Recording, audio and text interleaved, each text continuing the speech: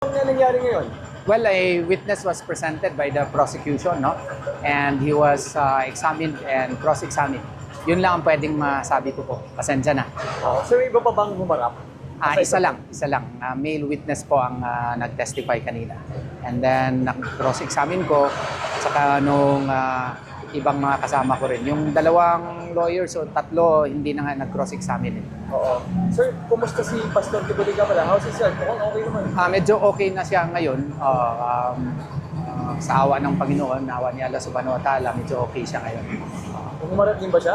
Nagsalita? Well, he was present in the proceedings, but turn pa kasi ng prosecution ngayon. So yung prosecution witness muna ang nag-testify. Okay, so what's next?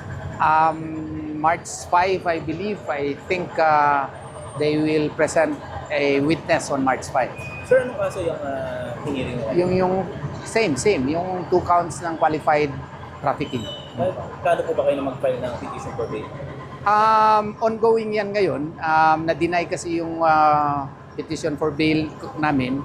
Nag-file kami ng MR. So, it's an ongoing thing.